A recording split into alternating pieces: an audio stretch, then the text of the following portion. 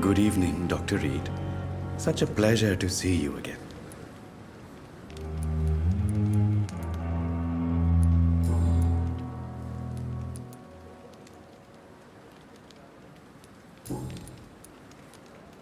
Goodbye, Mr. Chidana. It's locked, all right. It's locked.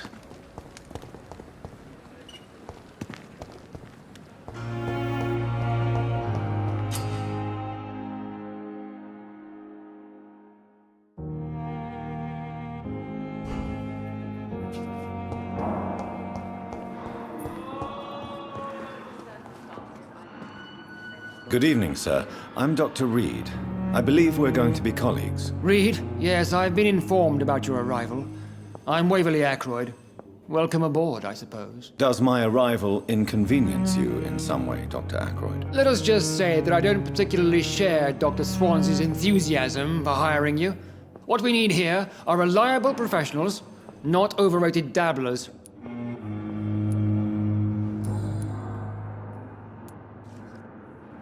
If you have a problem with me, Dr. Ackroyd, please feel free to tell me. Dr. Swansea has imposed your presence on this hospital without asking anyone's advice. The benefit of his position. But I don't agree with it. I know we've never met before, but I believe this hospital could use all the help it can get. You will agree with that, I'm sure. Oh, but I have heard about you, Dr. Reed. Of course, you can't say the same about me, since I have not wasted my time courting the press. There is no need for such animosity between us. Don't you think the epidemic is already enough to deal with? That is one point we could agree on. And that is precisely why I want to be sure that you will be of help to this hospital, instead of a burden. Since your tenure in this hospital is longer than mine, perhaps you can tell me more about this place. Let's just say I'm tired of the carelessness around me. I have always respected the skills of Dr. Swansea, but over time his enthusiasm has become displaced. Carelessness?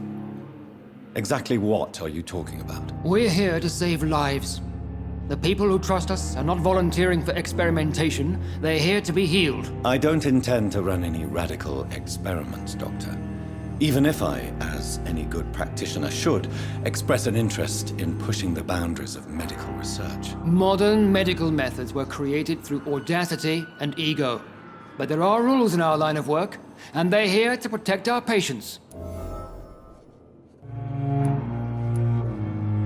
Tell me, Waverly, what do you think of Dr. Strickland's enthusiasm for his experimental research? Strickland is playing with his patients' lives for pride and glory.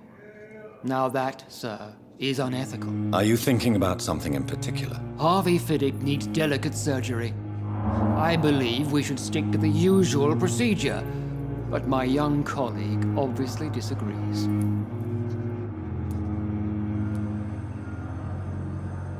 Why do you wish to lead this surgery? I strongly believe that Mr. Fiddick should not be butchered to test an unproven procedure.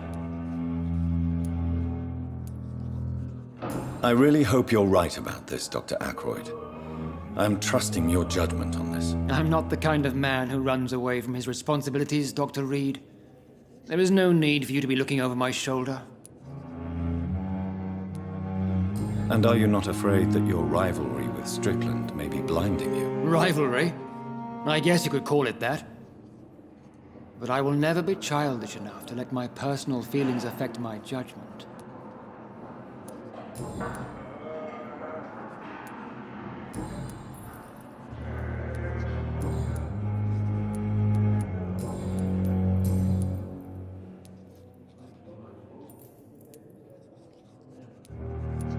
I don't know what you've heard about me, but I have already proved my value as a practitioner. I don't question your skills, Dr. Reed, but your motive. Is it money, fame, or are you truly dedicated? And what exactly is that supposed to mean? I served in the war just like you. But unlike you, I did not use the wounded to play the modern sorcerer. Be careful what you insinuate, Dr. Ackroyd. I only want you to admit you used those men to improve your theories. This is ridiculous. My blood transfusion technique saved many lives, and you know it. You see? That is exactly what I hate about people like you. You avoid this kind of accusation instead of facing reality.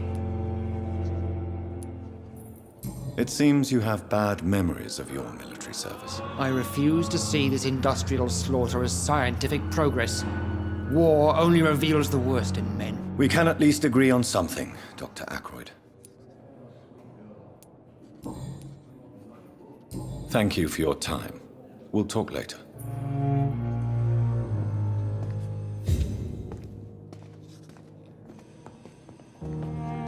Dr. Reed, may I help you?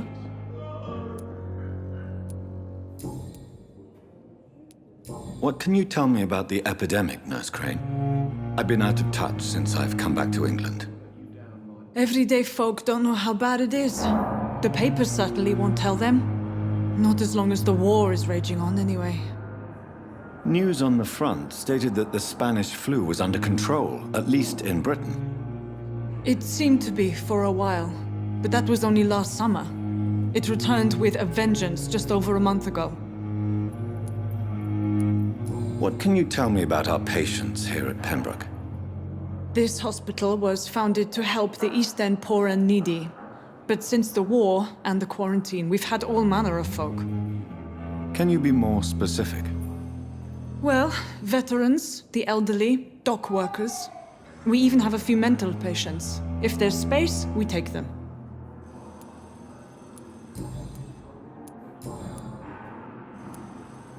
For how long have you been working here, Nurse Crane? I first volunteered at the Pembroke in 1911, a few months after Dr. Swansea was appointed. And before you arrived here? If you must know, this was my first job. Well, Dr. Swansea certainly has confidence in your abilities.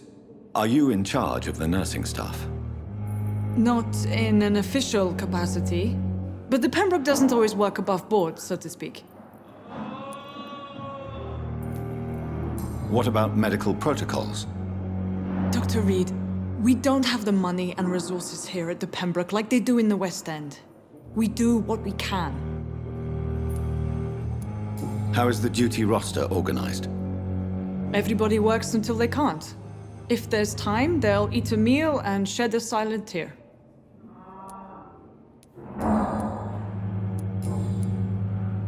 I'll see you later, Nurse Crane.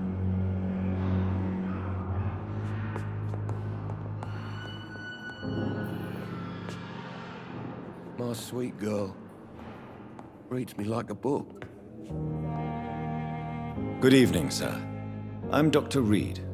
May I help you? I don't know if a third opinion is needed. Your colleagues are already arguing about my condition. I see. Would you mind telling me more about your situation? I'm Harvey Fiddick. All I want is to get me bloody arm fixed properly.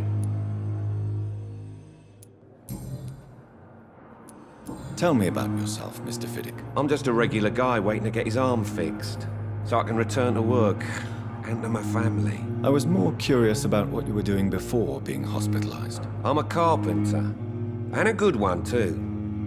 But that means I need both arms to feed my family, Dr. Reed. Tell me about the doctors who are arguing about your case. Strickland and Ackroyd.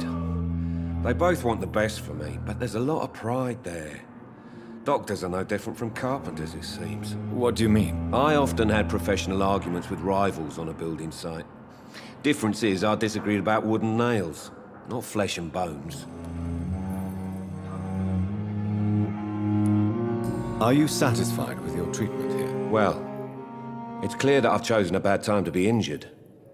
Forgive my bluntness, but you seem overwhelmed by cases of the flu. I won't lie to you about it. I'm afraid we are. Are you sure you don't want to operate yourself, Dr. Reed? I have the feeling you're very capable. And your colleagues seem to think so too. In other circumstances, you would be right. But for now, I don't think I can take on the responsibility. My apologies.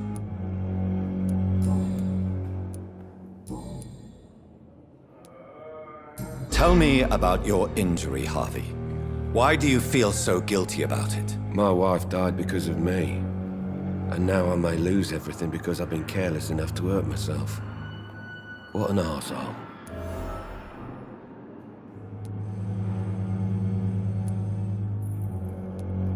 How could your job be responsible for your wife's death? I was working a double. She went out to bring me a hot meal and got caught in a German bomb raid. You can't hold yourself responsible for your injury, Mr. Fiddick. Unless you tried to hurt yourself. Of course I didn't hurt myself. But I can't work until my arm is fixed. My children need to eat, Doctor.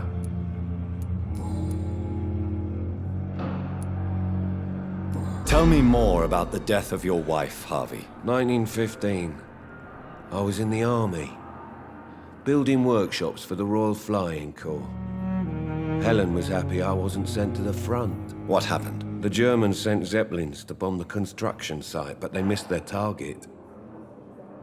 My wife was bringing my dinner when the bombs fell. I'm sorry for your loss. So many died during the bombings. I served in France and witnessed the carnage there. I would like to say that she didn't suffer. Truth is, I have no idea. I just know that I'm all that me kids have. Poor little bleeders. How are your children after losing their mother? They were smaller then. The only good thing about this is my Helen didn't bring them with her that night.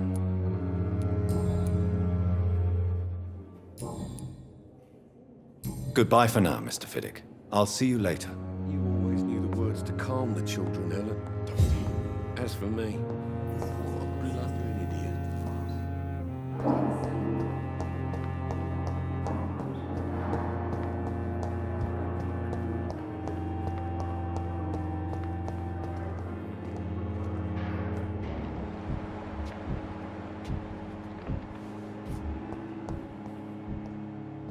You are going to reveal all your secrets to me.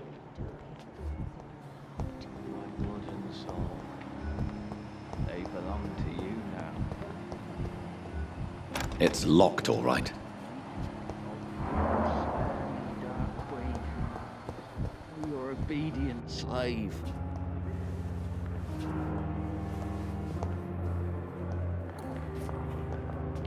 Good evening, sir. Can I help you? Unless you're here to fix my face. No. I don't think you can help me. I'm Dr. Reed. I've recently taken the position of head surgeon here. War injuries, am I right? You guessed right, Doctor. German shell took my pretty little mug right off. But they still call me Thomas Elwood.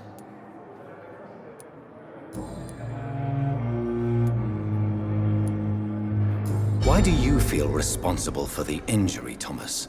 What really happened? I wasn't disfigured by any German shells. It happened during my leave. It was an accident. Tell me what really happened then. I went with a whore in Rouen. Dead drunk I was.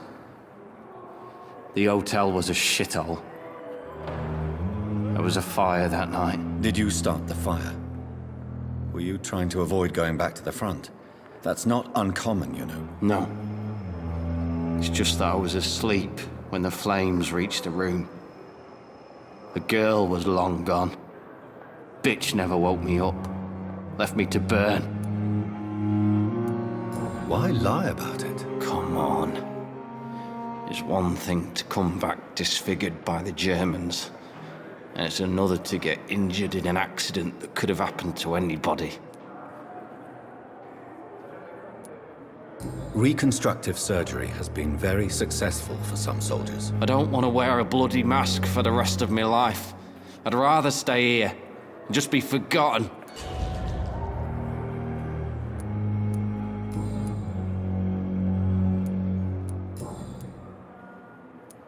Goodbye for now, Mr. Elwood.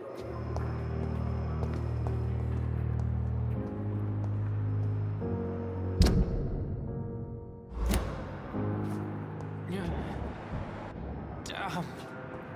The pain. It's here again.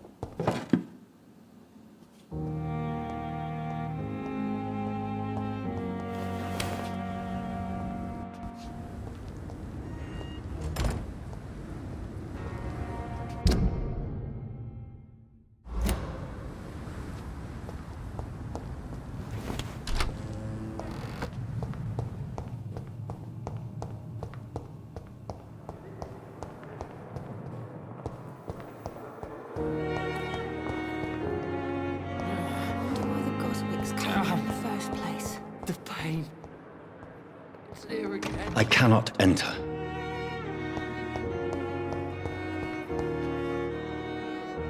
Good evening, nurse. Good evening, Doctor. I don't think we've been introduced yet. My name is Pippa Hawkins. And I'm Dr. Jonathan Reed. Dr. Swansea has recently offered me a position in this hospital. Well, it's a euphemism that your help will be appreciated, Doctor.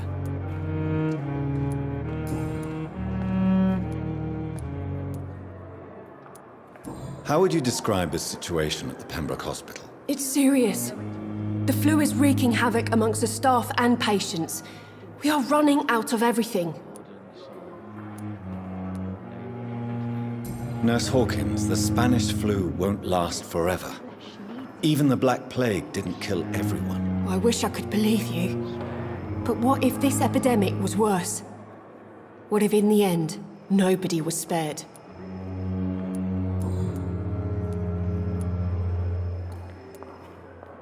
How is the Pembroke staff coping with the epidemic? Well, not well. Milton, the ambulance driver, is even more grumpy than usual, especially concerning doctors.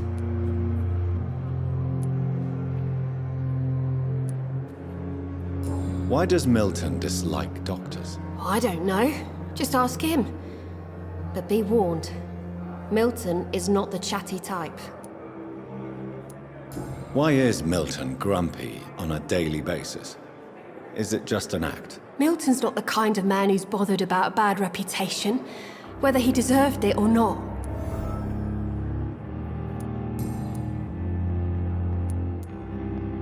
How long have you been a nurse? Well, long enough to see that the epidemic is winning. And no matter how qualified you are, don't tell me you'll change that.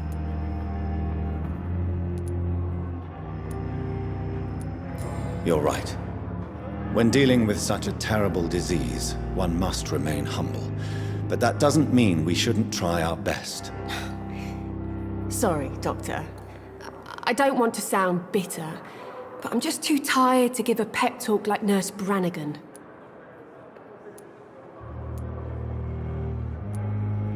How would you describe the situation at the Pembroke Hospital? It's serious. The flu is wreaking havoc amongst the staff and patients. We are running out of everything. You must get a hold of yourself, nurse. Sorry, I'm exhausted. No one has any idea when this epidemic will be over.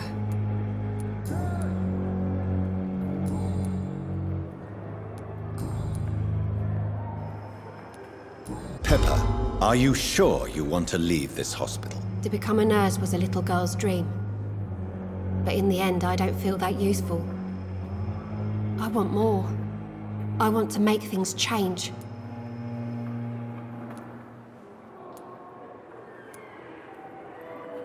You should be proud of what you've achieved. This hospital represents hope for many people in need of help. Maybe you're right. But at the moment, I feel like we're just a cemetery waiting room.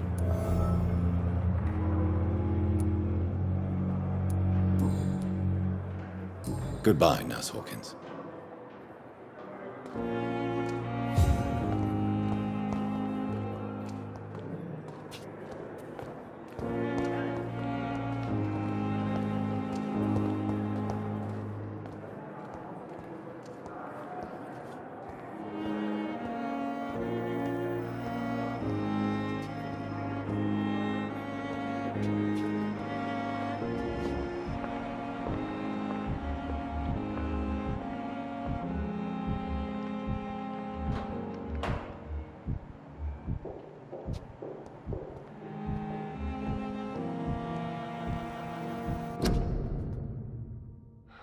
So many deaths.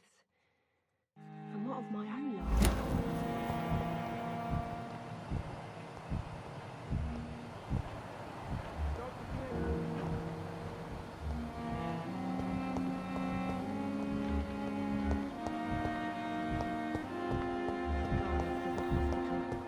That's Pembroke nowadays. Fear and disgust on every street corner. The daily routine.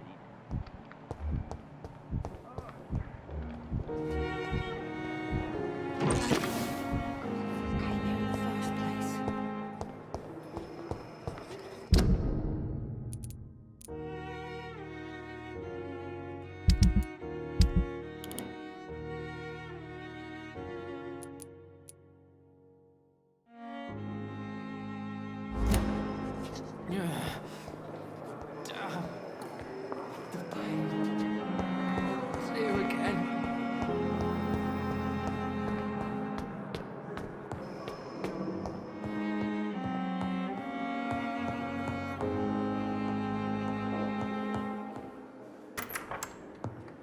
Please, Jonathan, come in. Fascinating, is it not? In the last decade, so many mysteries have been brought to light with our microscopes. The human body, biology's penultimate frontier.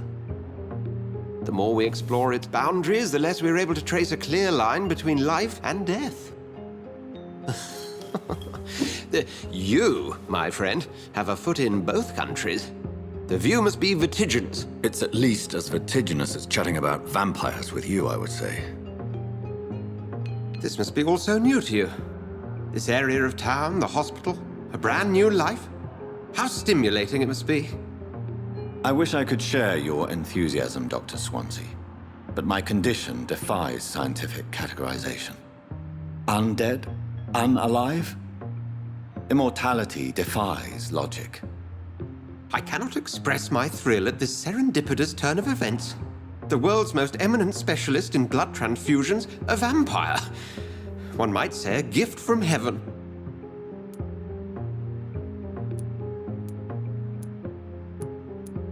It may seem strange, but your words have brought me some comfort here. Forgive me. I've been an admirer of your work for a long time, and now you are so much more than a brilliant physician. And please, call me Edgar.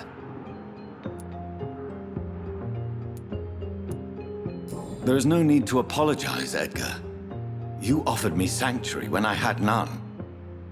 Very well. I have a task for you, Jonathan. Something that will require all your newfound skills. Please, go on.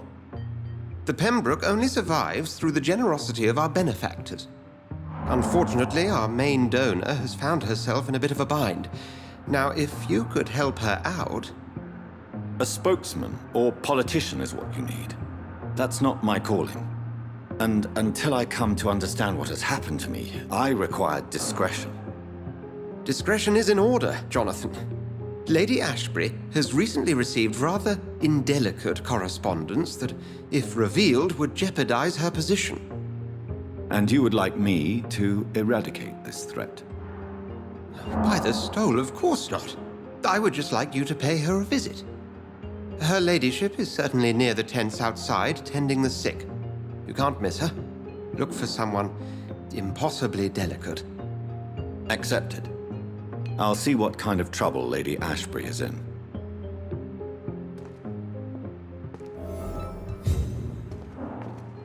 Do you need something, Jonathan?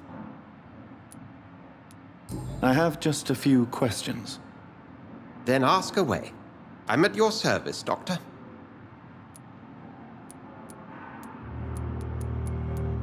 The man we pursued and slew in the canning factory, William Bishop, I believe, was he a vampire? He was a Skald, technically speaking. The debate rages as to their classification. Some think them a subspecies of vampire, others something else.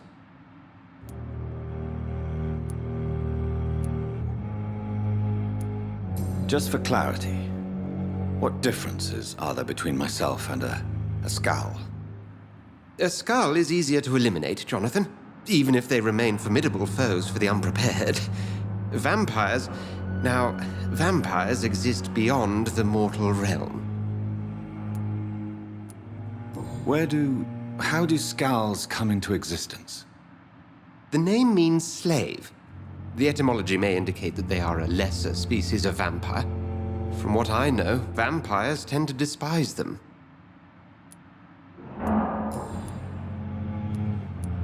You mentioned something about a secret society. A brotherhood, if I recall. Could you elaborate? Certainly. I've been a member of the Brotherhood of St. Paul's Stole for several years. We are pledged to monitor and report vampire activity in England as impartial scientific observers.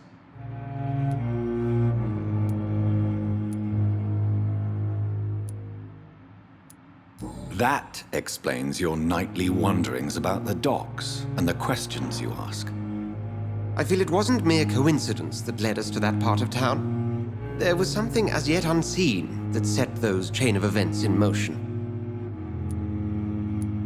Yet you don't fear me.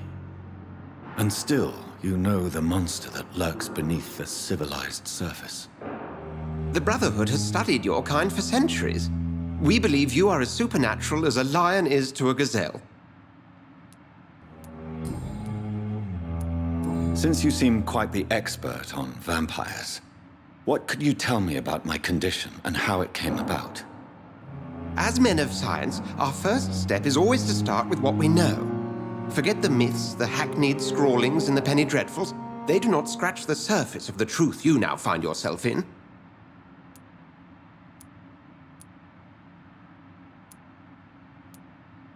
The sun. The morning following my transformation. Its rays burned me. There was pain, smoke, and my skin blackened. You will find there is very little that can kill a vampire, my friend. You have been offered relative immortality. The sun will most certainly hurt you, leaving you weakened and damaged, but it will not destroy you. Must I take a life to live? You are a vampire. You feed, and blood is the sole sustenance that can sustain your immortal frame. And only a living creature contains the nourishment you require. Since I'm the one working for you, what should I know about Pembroke Hospital? Well, for many years, we have been the only medical facility in this part of town that people can rely on. We support the community here, as well as provide health care. What do you expect of me? What we need is hope. You were a soldier. This is a war. This white coat's still a uniform. We fight to help the poor, the sick of the East End, the forgotten. Where do we stand today? Oh, to be honest, we cope on a day-to-day basis. The first wave of the Spanish flu last summer took us by surprise. We lack many of the basic necessities needed.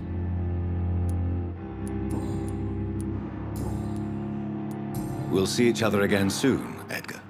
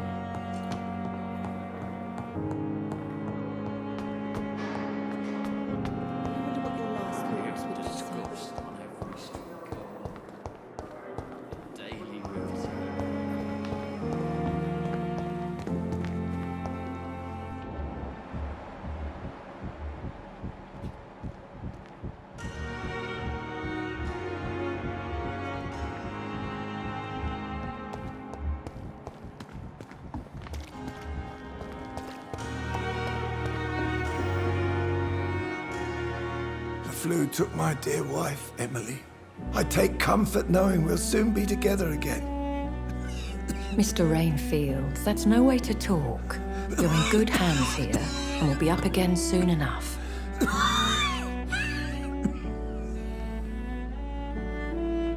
Now do me a kindness and get some sleep. I'll be back round later. Your words are kind, the blessings of an angel. You're the sweet, sweet Lady of Mercy.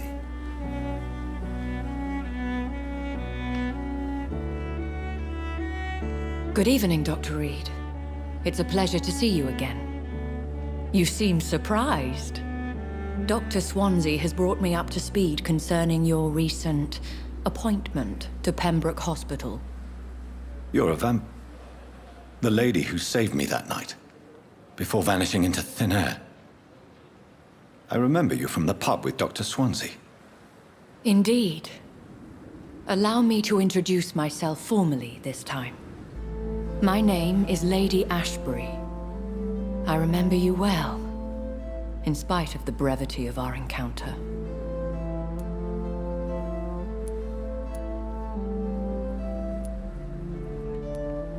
Apologies. You've taken me by surprise. I'm very happy to see you. The pleasure is mine, Doctor. I hope you're more disposed to answer my questions now. You must have countless questions, but our rather urgent matter first. Swansea has explained. My cover, if you prefer, has been compromised.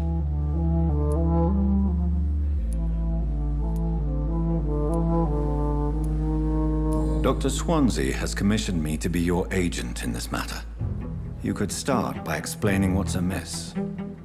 These past insufferable weeks, I've been the victim of extortion. I've made a first payment, but the blackmailer grows greedy. I must refuse his most recent demands. Please continue. Every detail is essential. I'm your man. My embarrassment in this matter is eclipsed only by my shame at having put the hospital at risk. The threat from our anonymous scoundrel is clear. A list of dates. My visits coinciding with the dates of suspicious patient deaths due to massive blood loss.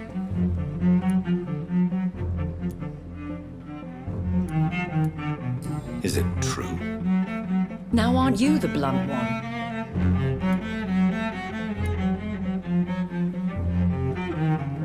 Excuse my impertinence, Your Ladyship. This is not an interrogation. I assure you that this line of questioning is in your best interest. In all honesty, I'm not simply a patron to the hospital. My visits serve a dual purpose. Dr. Swansea has been treating my condition with a revolutionary technique of blood transfusion. It seems you are a specialist in the domain. I'll take care of it. Do you know where I should start? If that was the case, I'd settle the matter myself. You could talk to our local gossip, Harriet Jones. Not a pin drops here without her hearing about it. I'll meet that woman now. My life, as others know, is in your hands, Dr. Reed. I'm sure of your discretion, but I do fear your powers of persuasion will be put to the test. When this is resolved, I'll be your obligé. I'll answer all questions in regards of your condition. Is our little mystery closer to being solved, Dr. Reed? I think of nothing else, my lady. My situation is delicate, and it occupies all my thoughts. The blackmail must stop. I need assurance. Is our little mystery closer to being... I think of nothing else. My situation...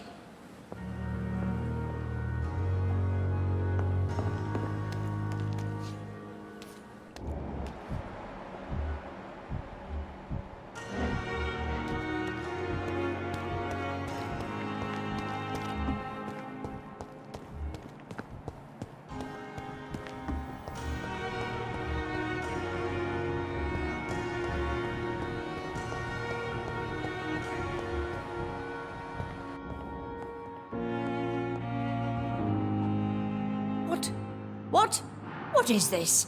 Who are you? Get out of my room. There's no need for alarm, madam. I'm Dr. Reed, the new surgeon. Preposterous. Dr. Reed, you say? I don't want some bumbling intern. Where's Dr. Swansea? Please, calm down, madam. I assure you that I am highly qualified. I'm just back from war duty. How brave. Threatening an old defenseless woman. You know how long I've been a patient here? You've picked the wrong fight. I'm Harriet Jones. Harriet Jones? Indeed. I've been meaning to have a chat with you. You know what goes on here better than any other patient, I gather. Oh, better than any patient, nurse, or doctor. I've seen so many vile undertakings. I heard there have been some despicable goings-on. Was there a case of blackmail? Blackmail? Wait. You're investigating something. This isn't a social call. One of those incompetent cunts slit a poor sod's vein.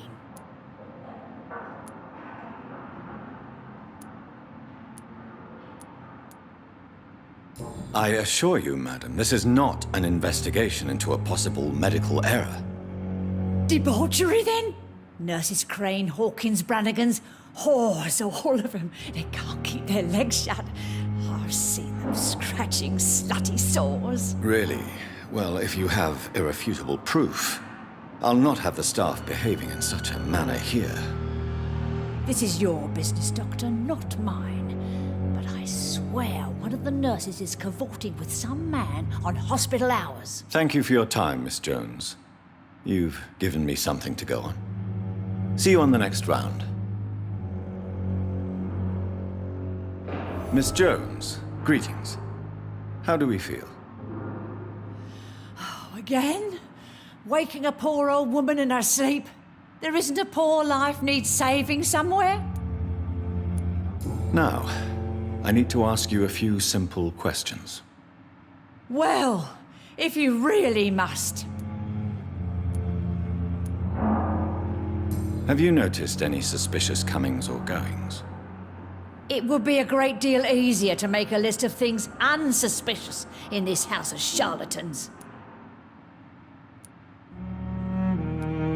Come now, Miss Jones. Surely it's not that bad.